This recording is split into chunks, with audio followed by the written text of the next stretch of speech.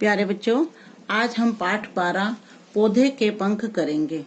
पौधे के पंख कहानी जो है वो डायरी शैली में लिखी गई है और इसमें लेखक ने अपने मन की भावनाओं को व्यक्त किया गया है। यह डायरी 24 जनवरी 1962 और 25 जनवरी 1962 को लिखी गई है। यह एक ऐसे बच्चे की कहानी है जिसे कांच का बबुआ अर्थात कांच का खिलौना बना के रख दिया गया है।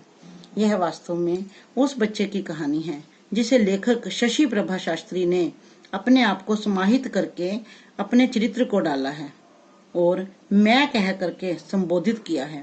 लेखक अपने परिवार में 2 बहन भाई हैं। यहाँ पर लेखक की मनोवैज्ञानिकता पर जोर डाला गया है। उसे कोई भी काम नहीं करने दिया जाता, बस यही कह के कि वह भी छोटा है, कमरे में ही रखा रहता है। चाहे घर में कोई उत्सव हो, समारोह ही क्यों ना हो, उसे समय पर सोना होता है, समय पर खाना होता है। अगर उसे हल्का सा भी बुखार आ जाता है तो डॉक्टरों की लाइन लग जाती है, कई डॉक्टर बुला लिए जाते हैं। ऐसे में जो बच्चा है वो बिल्कुल हर काम के लिए दूसरों पर निर्भर हो जाता है और वह दब्बू बनकर रह जाता है। अब एक दिन लेखक की माँ की सखी का बेटा श्रीधर उसकी दीदी के विवाह में सम्मिलित होने के लिए उसके घर आया है। जब वह लेखक को इस तरह से देखता है कि वह कोई काम नहीं करता है, चुपचाप अपने कमरे में पड़ा रहता है, वह कोई खेल नहीं खेलता, क्योंकि जब तक हम कोई भी काम खुद नहीं करेंगे तो हमें पता ही नहीं चलेगा कि ये काम मुश्किल है या आसान है। हम चाहे कितना भी पढ़ लें, जब तक हम उस काम को खुद करके नहीं देखेंगे, हम प्रैक्टिकल वे में नहीं करेंगे, हम जब तक बाहर नहीं निकलेंगे तो हमें दुनियादारी का पता भी नहीं चलेगा। यही इस कहानी में बताया गया है कि एक दिन उसकी माँ की सहेली का बेटा जो श्रीधर है वो उसकी दीदी की शादी में आता है और उसकी दीदी की शादी होती है।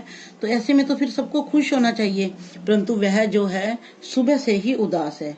उसका मन कुछ भी खाने को नहीं कर रहा। अब दादी जी द्वारा खाने के लिए कहने पर वह उसे अनसुना कर देता है और लेखक को कहीं वो ऐसे लगता है कि जैसे लेखक को ना श्रीधर से जलन होने लगी है। उसने आते ही सबसे पहले लेखक को क्योंकि बॉल खेलने के लिए कहा। अब लेखक को बॉल तो खेलनी नहीं आती थी। इतना सुनते ही श्रीधर जो है वो जोर जोर से हंसने लगा, क्योंकि लेखक मामूली सा खेल भी नहीं खेल सकता था। अब लेखक को भी गुस्सा आ गया। वह उससे पूछने लगा तो तुम इस बात पर हंस क्यों रहे हो? तो वो कहता है भाई तुम एक मामूली सा खेल भी नहीं कर सकते तो मैं क्या करता। सुनकर चुप रह गया। तो लेखक की जो उसकी दादी है, ताई है, वो आदि उसको कोई भी खेलने नहीं देती थी। वे हाथ पैर टूटने की बात सामने रख देती थी। अपनी कोठी के सामने वाली कोठी में खेलते बच्चों को देखकर जब उसका मन ललचाता रहता था, वे आपस में लड़ते भी थे और खेलते भी रहते थे। लेखक अपने लोन में ही अपने नौकर किस्नों के साथ खेलता रहता था। अपने आप भी बॉल फेंकता, बॉल बाहर चले जाने पर किस्नों ही खोज कर लाता। और जो उसकी लेखक की माँ थी वो कहती थी लड़के गंदे होते हैं, चोर होते हैं, इनकी संगति में रहना अच्छा नहीं होता। तो वो लेखक को भी ऐसे डर लगता था कि वो उनके साथ रहेगा तो वो गंदा बच्चा बन जाएगा।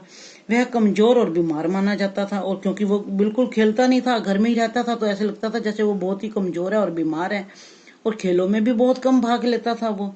जब श्रीधर ने उससे अपना शहर दिखाने को कहा तो माँ ने एकदम से डरते हुए कहा इसकी दादी और इसके पिता को पता चल गया तो वो इसे डांट देंगे, क्योंकि वो तो इसे बाहर, घर के बाहर कदम भी नहीं रखने देते।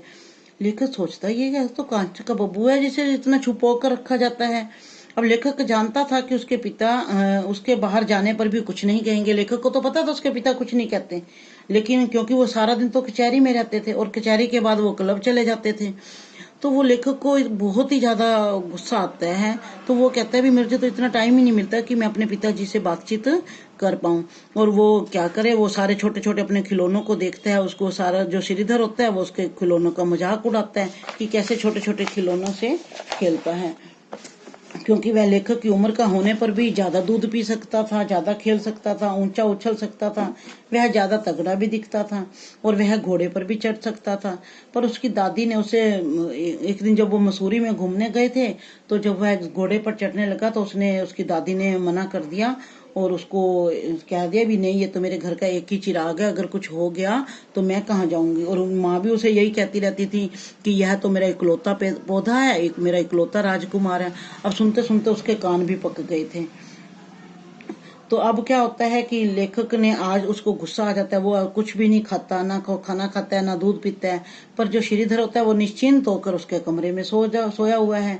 अब लेखक की माँ उसे हमेशा उसके अपने कमरे में सुलाती थी, उसके साथ सोती थी, लेकिन आज शादी की वजह से वो ज्यादा बिजी थी, तो उसने किसी को भी अपने कमरे में भी नहीं आने दिया। अब श्रीधर सोया हुआ है, उसके लेखक को नींद नहीं आ रही। वह यह डायरी लिख रहा है। उसे खुली खिड़की में चांद आज पहली बार दिखाई दे रहा है। वो बड़े उससे चांद को देख रहा है, और चांद की माँ उसे इतने बड़े आसमान में, वह सोच रहा है, चांद को देखते हुए सोच रहा है कि चांद की माँ उसे इतने बड़े आसमान में कैसे खुला छोड़ देती है, जबकि मेरी माँ तो अभी बाहर तक भी नहीं मुझे जाने देती है, तो चांद को भी तो डर लगता होगा। तो वह अब वो इसी बहाने न तो नदी में नहाने दिया जाता है उसको, न भीगने दिया जाता है कि कहीं बीमार न हो जाए, और अब वह सो जाना चाहता है। नहीं तो वो सोचता है कि अगर माँ ने सुबह मेरी लाल आंखें देख ली तो वो परेशान हो जाएंगी और डॉक्टर को बुला लाएंगी। तो फिर वो कहता है कि उफ, यह कमबख्त श्रीधर कितनी मौज से गहरी नींद सो रहा है। उसको देखकर उसके उस जलन भी हो रही होती है, ईर्ष्या भी हो रहे होते हैं। तो इसे क्या परवाह, चाहे मैं कभी जागूं या कुछ भी करूं, मुझे कमजोर पिल्ले से बच्चे को यह दोस्त भी तो नहीं बनाना चाहता। तो वो यह कहते कहते उसको वो अपनी डायरी में अपनी भावनाओं को व्यक्त करता है और बाद में सो जाता है। तो यह पाठ आपने अच्छी तरह से पढ़ना है, और मैं आपको इसको जूम क्लास में एक बार दोबारा से भी समझाऊंगी। धन्यवाद।